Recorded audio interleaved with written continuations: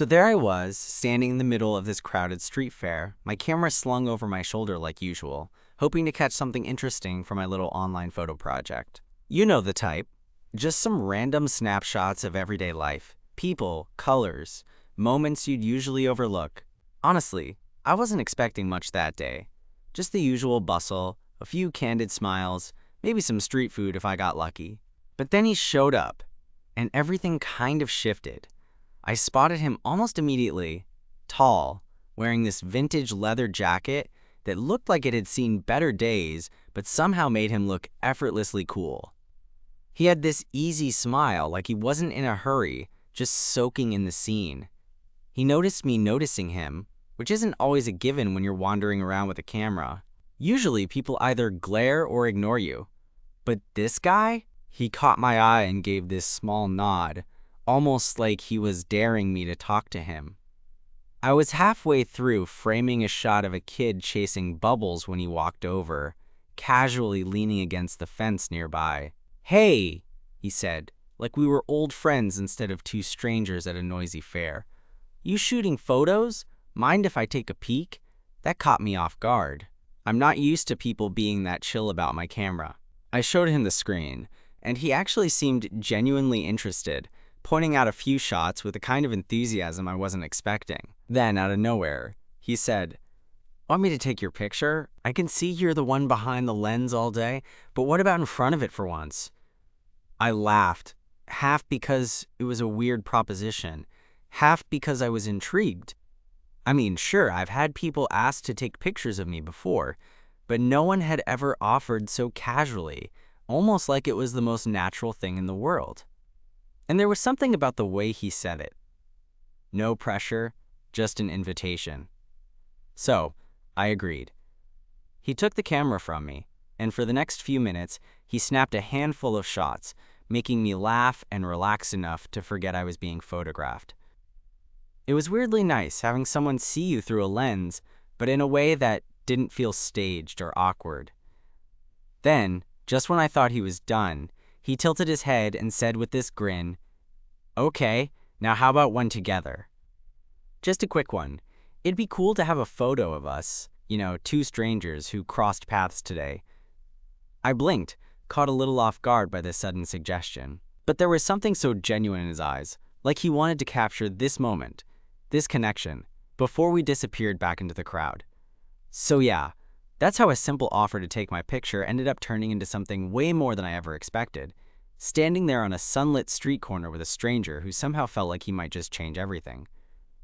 I hesitated for a second, still holding the camera, feeling that strange mix of curiosity and caution that always hits when someone new tries to cross the invisible line between strangers and something more. But then I realized, why not? Life's too short for those little moments of hesitation that keep you stuck in your own bubble. "All right," I said, setting the camera down on a nearby bench. "One together, but only if you promise not to make me look goofy." He laughed, that easy, genuine laugh again, and stepped closer. "No promises, but I'll try to keep you looking like a model or something." He raised his phone, holding it up like a pro, and we squeezed in side by side. I expected a quick snap, but instead he pulled me closer, just enough so I could feel the warmth of his arm brushing against mine.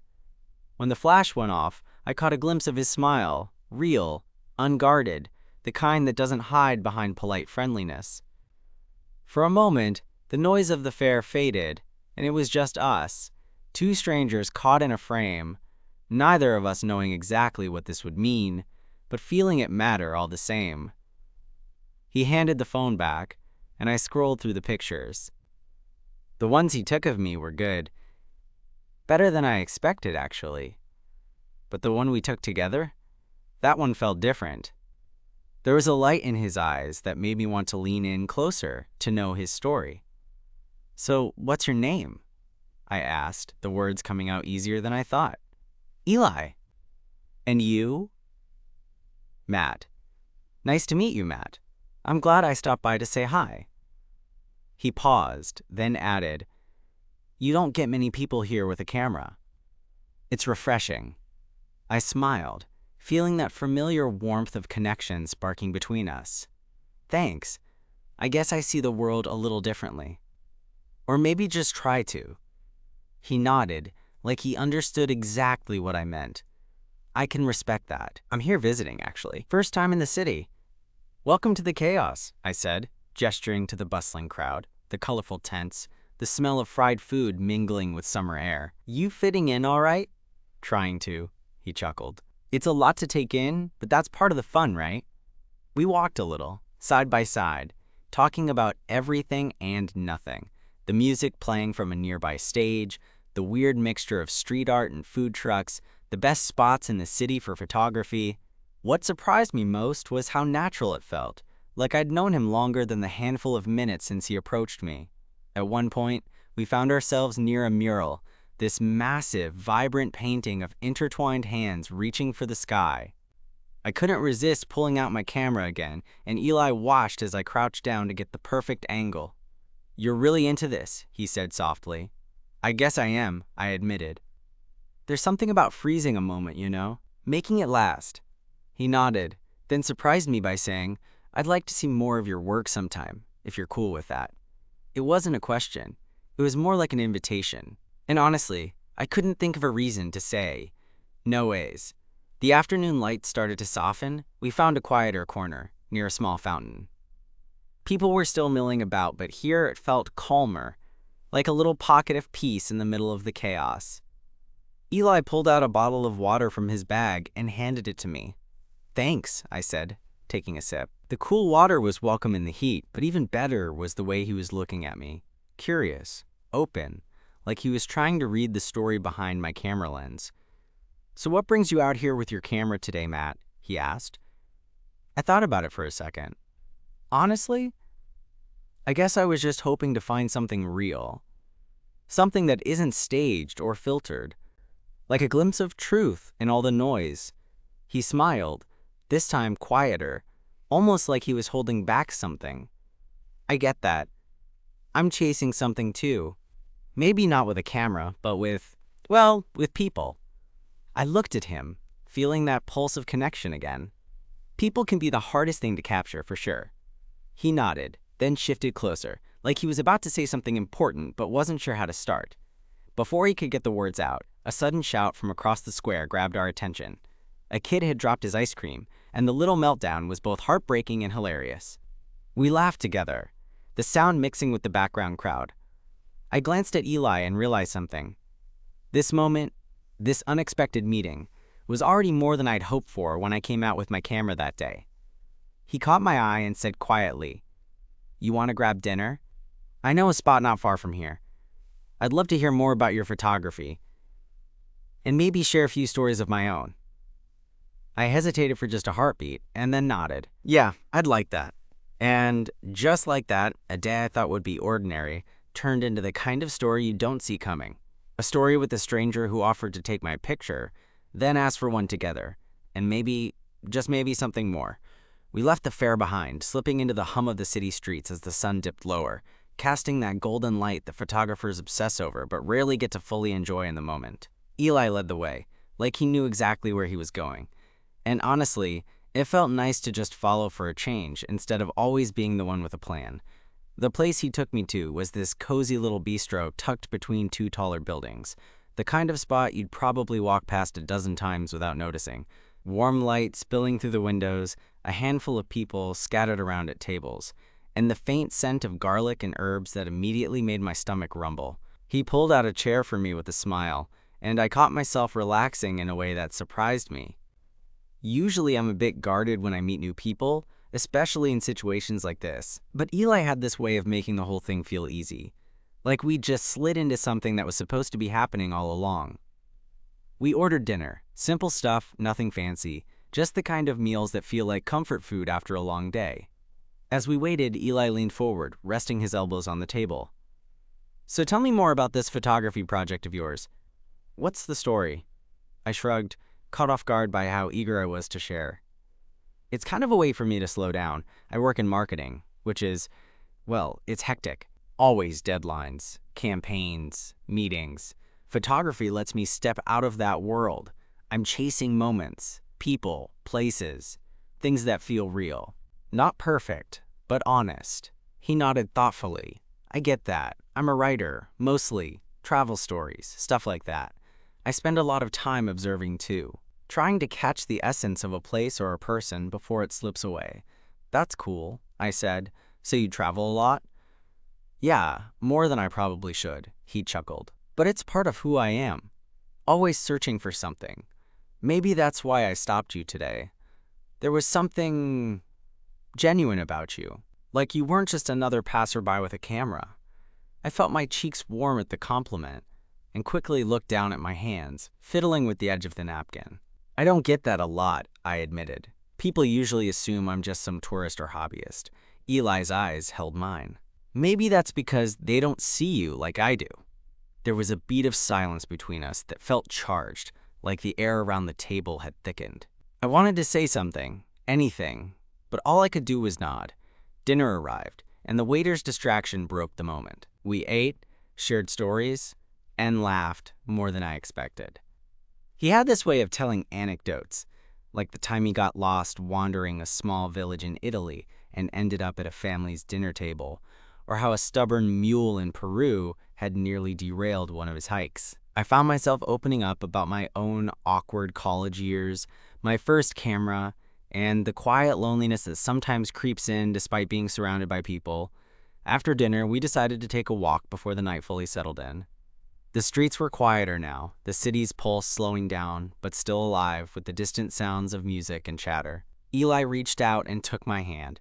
Light, casual, but deliberate enough that I noticed it immediately. I didn't pull away. We wandered into a small park where the streetlights cast pools of soft yellow light over the paths. Eli stopped by a bench, tugging me gently to sit beside him. You know, he said, looking at the stars just starting to peek out. I wasn't sure what today was going to bring, but this feels like one of those rare days that changes everything. I turned to look at him, searching his face for any sign that I was reading too much into it. Instead, I found the same quiet hope that was stirring in my own chest. Yeah, I said softly. I get that. We sat there for a while, the world narrowing down to just the two of us and the steady rhythm of our breathing. Finally, Eli shifted closer, his voice just above a whisper. Can I ask you something? Maybe a little crazy? Shoot, I said, heart racing. Would you want to see me again?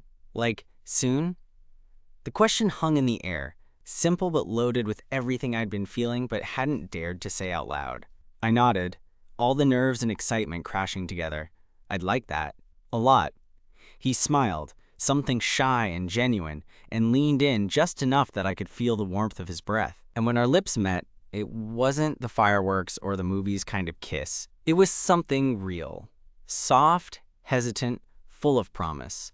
Walking back to the apartment I was crashing at, I kept glancing over at Eli, this stranger who had, in just a few hours, become something I wasn't ready to let go of. I didn't know where this would lead, and honestly, that made it even more exciting. All I knew was that sometimes, when someone offers to take your picture and then asks for one together, they're opening the door to a story you didn't even know you wanted to be part of. And for the first time in a long time, I was all in. The next morning, I woke up with that fuzzy feeling you get when you dream about something good and can't quite tell if it really happened or not. It took me a minute to remember Eli, the way he smiled, the way his hand felt in mine, that quiet moment on the bench under the stars. I checked my phone, half expecting to see a message from him, but there was nothing yet. I wasn't surprised. I'm not usually the kind of guy who dives headfirst into things, and I figured maybe he felt the same way. But I also knew I didn't want to let it slip away, not after how easy it felt to be with him. That afternoon, I found myself wandering back toward the neighborhood where we met, camera in hand. I told myself it was just to get some new shots, but really, it was because I wanted to see if Eli might be there again, like a sign or something. The street fair was gone, replaced by the usual weekday rhythm. A few coffee shops spilling out their scent of roasted beans, people hurrying past in a way that made the city feel alive but distant. I settled on a bench and started scrolling through the photos he'd taken of me, and of us together. The one where we smiled side by side was already my favorite. Just as I was about to put the phone away, I heard someone call my name. Matt? I looked up to see Eli, standing there with that same easy grin. He had a backpack slung over one shoulder and looked like he'd just come from somewhere nearby. "Hey," he said, walking over and sitting down next to me without hesitation. "I was hoping I'd run into you." It felt like a punch in the gut, in a good way. The way he said it wasn't just small talk, it was honest. Like he'd been thinking about me too. I was just out trying to shoot some new stuff. I told him, "What about you?" "Same," he said. "But mostly I was hoping this city might surprise me a little more." We talked for a while about our work, ambitions, the weird things that make us tick. He told me about a story he was working on, something about hidden communities in this city, people who live off the grid but have stories worth hearing.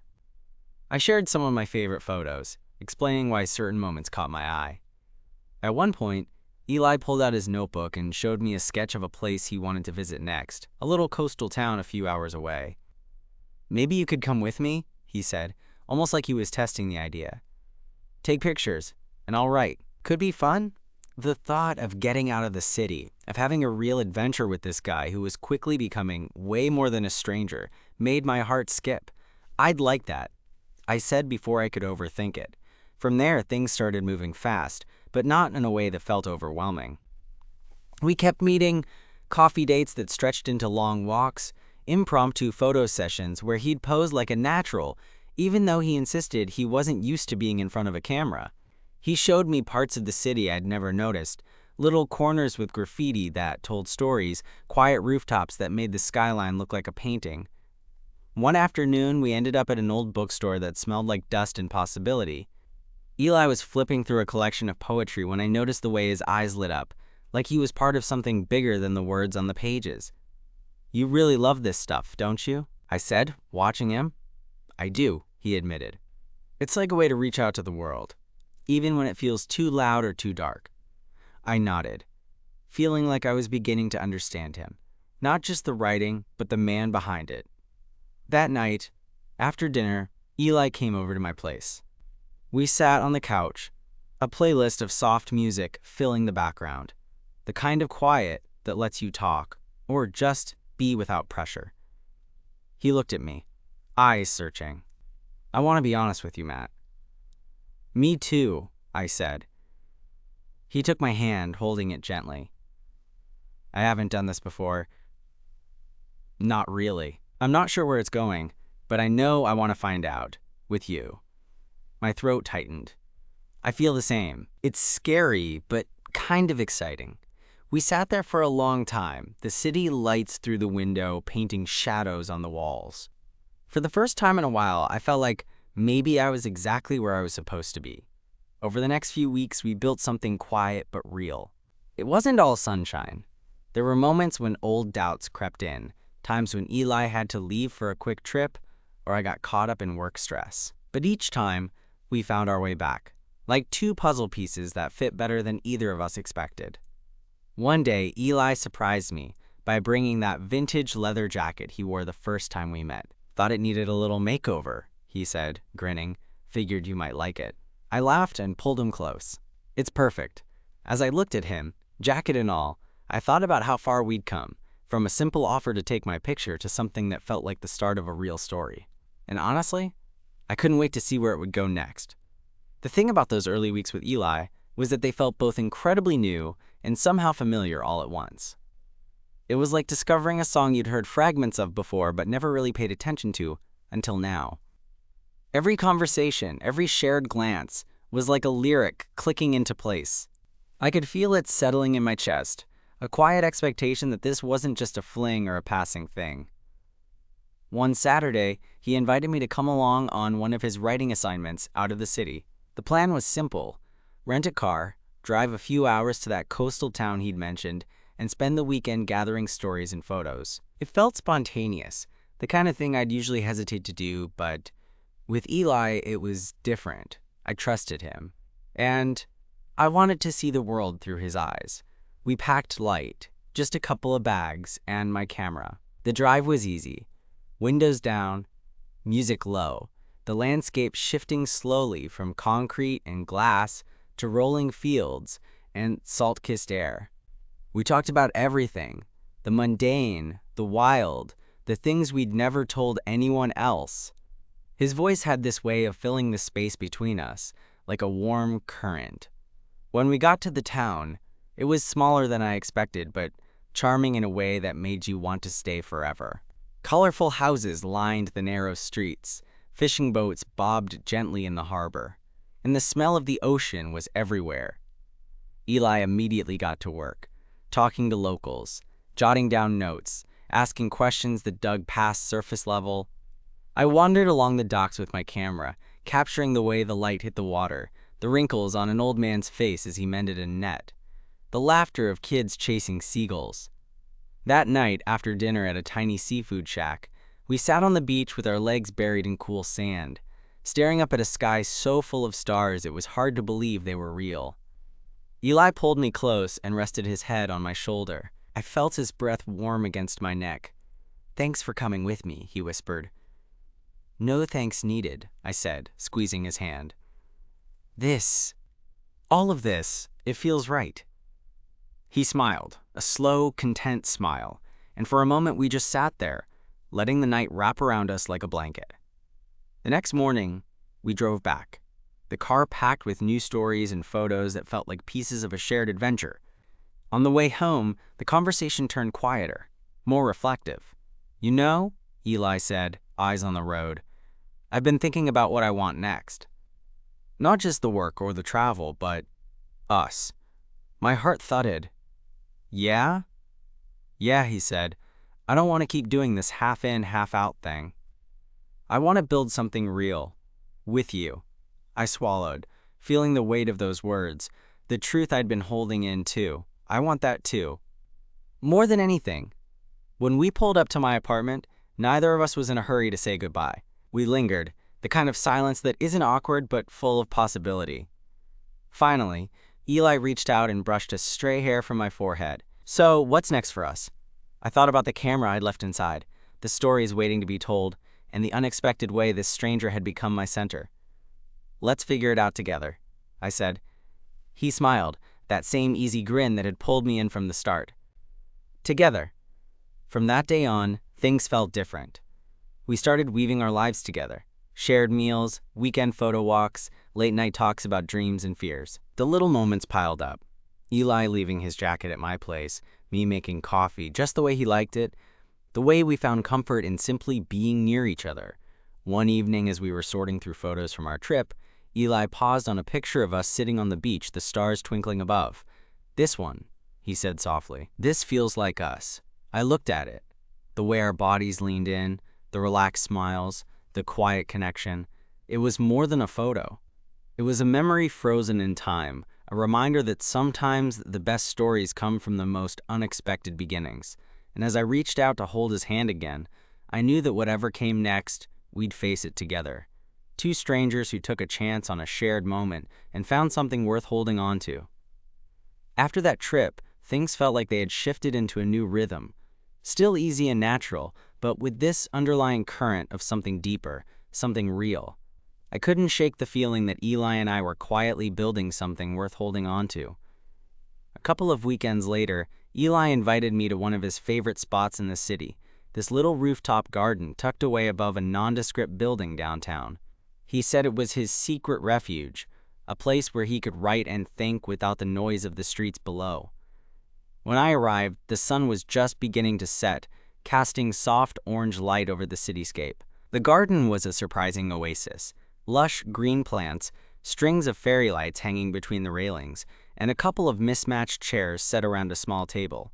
Eli was already there, notebook in hand, looking up when I climbed the stairs. "You made it," he smiled, standing to greet me. "Wouldn't miss it," I said, setting my camera bag down. We settled into the chairs, and for a while we just watched the city breathe beneath us. The skyline was a jagged silhouette against the fading light, and the air smelled faintly of jasmine and late summer.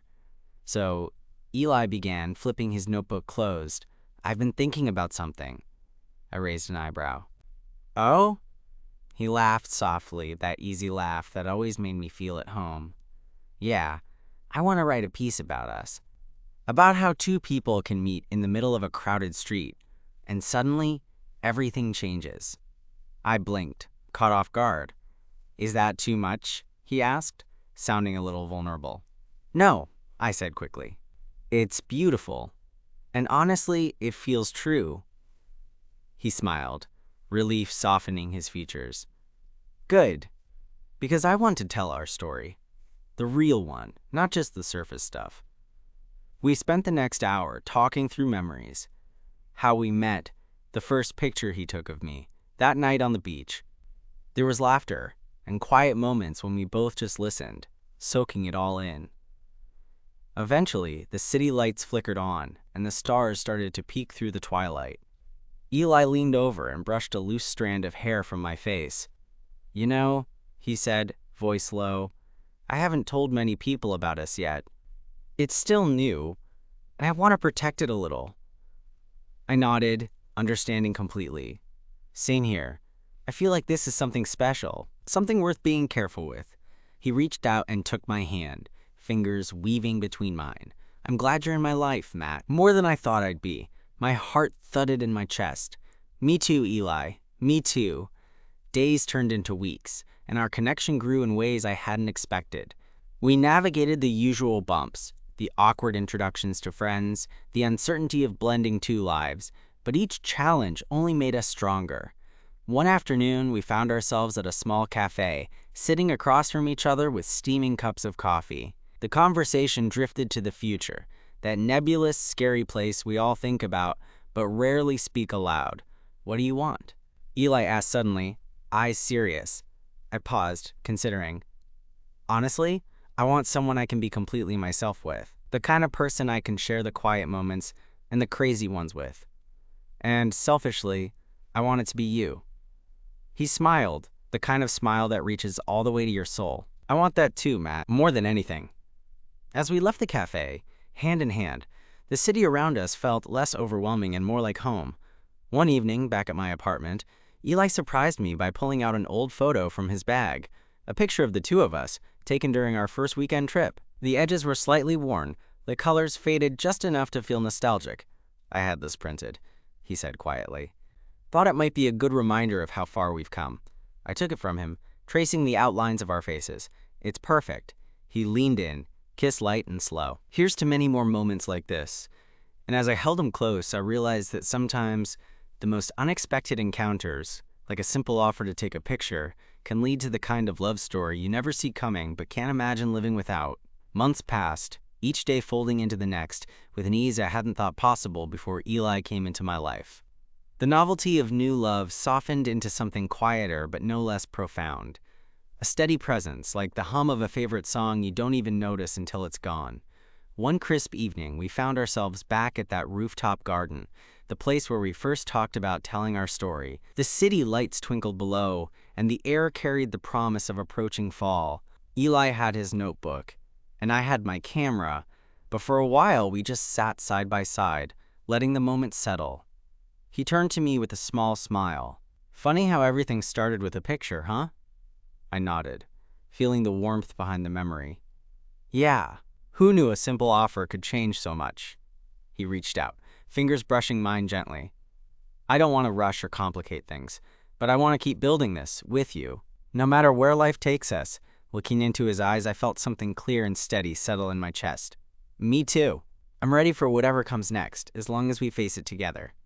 We didn't need grand gestures or big declarations. Sometimes, the most meaningful moments are the quiet ones, when two people simply choose each other again and again.